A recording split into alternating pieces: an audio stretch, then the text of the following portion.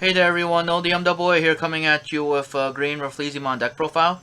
So I playtest with this over the weekend and really liked it. I haven't been playing green all that much this format, but it's a really fun deck. Terriermon Assistant is very cute. These Yokomons are actually really good to get that 2k Digiburst, and then the Minomons, that 1000 when swinging is pretty decent for the bad egg, you know? So Rafflesimon is pretty fun to play with. Green OTK might be the better deck.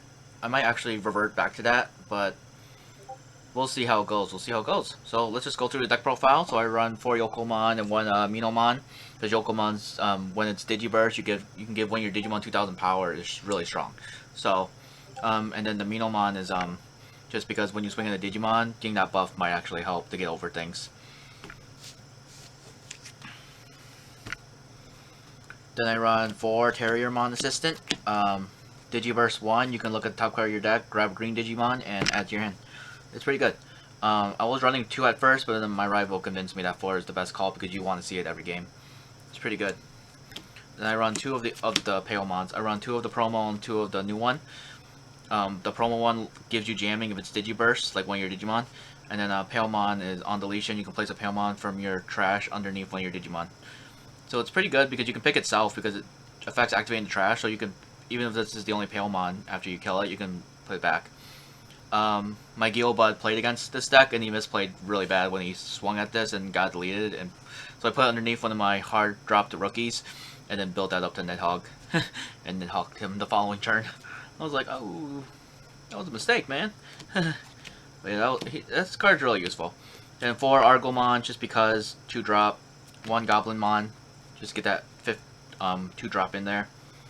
And then I run 1 Terriermon that memory chokes. Like stops the memory gaining except with tamer effects, so yeah, that's my rookie count.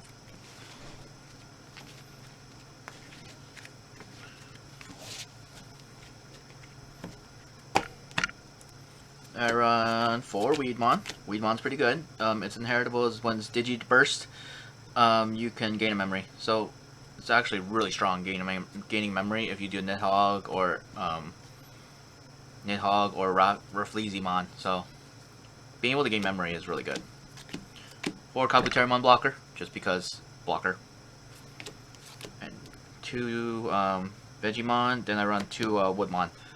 I run 2 Woodmon just in case I need to choke the opponent and just to get extra blockers in here.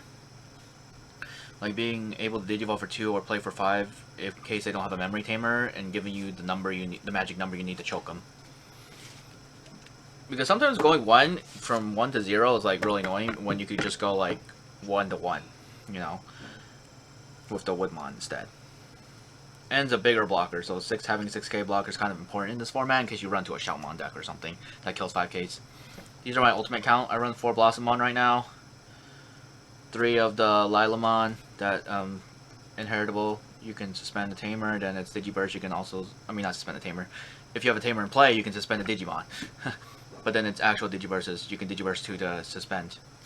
And 1 of the Argomon, just because it's on the ban list for some reason. Well, I know why, but it's like, why are you the only one there with hidden potential?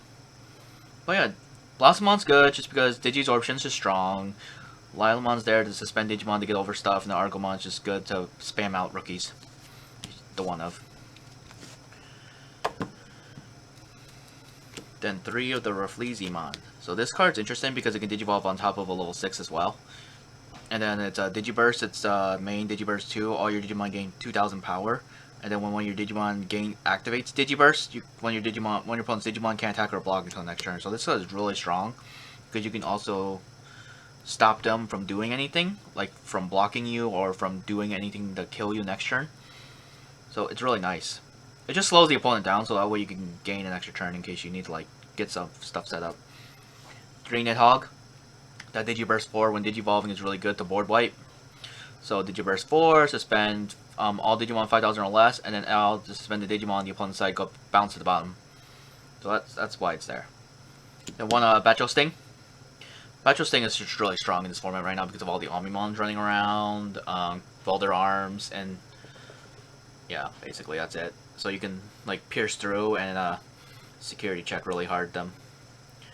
So he's a good, he's come up a couple times.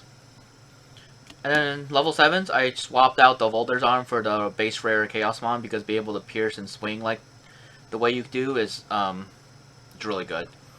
Because you're able to attack unsuspended Digimon, and that's just such a strong move to do. Because you can pierce through it and then just take a security along with it. Because the Volder Arm to be able to board wipe is kind of like, Nidhogg really kind of does that. You know? So I swapped it out. Then I run 3 Mimi, best tamer in the game.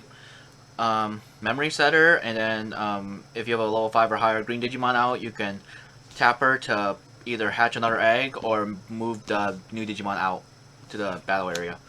So she's the only tamer right now that can affect the breeding area to an extent. Like, at all, actually, right now. I know Analog Boy and Classic Collection technically does something with, you can hatch another egg or something. I guess the other green tamer, Yoshino, also affects the breeding area because you can put an egg back. But that's about all. But Mimi's the absolute best one because you can either hatch to gain more draw power and more Digimon, or you can move a Digimon out and get another attack in. So it's like really good. I run 3 of the Takumi. He's just really good for draw power. You can like tap and draw in addition to your bonus Digivolving, and he stops Rookie Rush really good. So I wasn't running him at first, and then my rival was, and our decks were very similar except for the fact that he had Takumis and I didn't, and so he would just keep outpacing me every game because he would literally have this. So he would be drawing so much. And I'm like, I underestimated Takumi Aiba. You are a very good tamer. And then one of the Whistling. So this card's really good. You can choose up to 2 of your opponent's Digimon, and they can't attack or block until the end of your turn. Until the end of your turn. So, and then if you have a Digimon with Digiburst on the board, you gain 2 memory. So it's like really strong, and it's the same effect in security. It just activates. I'm like, ugh, it's so good. This helped me win games against my Geobud a couple times because I would stop his Omnimons from swinging at me, or stop his Dark Tyrannomon from blocking me. This card is just really, really good. That's all I gotta say about it. I played this deck against Black Omnimon, Turbo, Diaboromon, and Green Mirror, and I beat the Green Mirror and Diaboromon, and then I ended up, I don't know, we played a couple games, like we weren't really keeping track, but I won some, he won some, we lost some, you know, like, it seemed pretty even to me. Like, we were having a good time. I remember he did beat me a couple times. I'm not sure, I don't think we were doing an official match, but overall, this green deck profile is strong. I recommend building this deck, like building any kind of green deck. I'm gonna go back to the green OTK considering there's a potential delay for set 6. I think it's already confirmed, but I haven't heard anything from the official Bandai sites, so I'm gonna wait until they actually say something. But right now, the official sites already took out the dates on their posts, so I think it is coming. They're just waiting until after the weekend, I think, to announce it or something. But yeah, set 6 Double Diamond is probably gonna get delayed to November, so that's gonna give me more time to do more deck profiles and experiment more with other decks and save up. Like, I already pre-ordered and paid for some boxes already, but that's okay because then they'll just get delayed and I'll get them later. But so I gotta save up and maybe I'll buy more boxes, like pre-order. Who knows? Because you know, I'd rather just try to get that Omnimon, that 1 in every 20 case Omnimon. Like, that's really good. But yeah, that was my bid because that just got recently announced, so I thought I'd just mention it. But anyways, thanks for watching my deck profile. I really hope you try out green. Green is really strong in this format right now. I wasn't really sold on it until I played against my rival, and I was like, oh, this deck's good. Green's good. So I went for it. I'm not sure. I know I mentioned this already, but I'm not sure if I'm gonna keep this build or go for the green OTK again. I kind of want to try green Imperial Dramon, but just because I love Imperial Dramon, but I don't know if that deck really works. But I'm gonna experiment definitely. And I also got gameplay coming, not with this deck in particular, but I recorded some matches over this weekend, so I'm gonna have some matches on the channel soon. It's gonna be pretty cool. Alright, I'll see you all next time. And remember to enter my 1100 sub giveaway.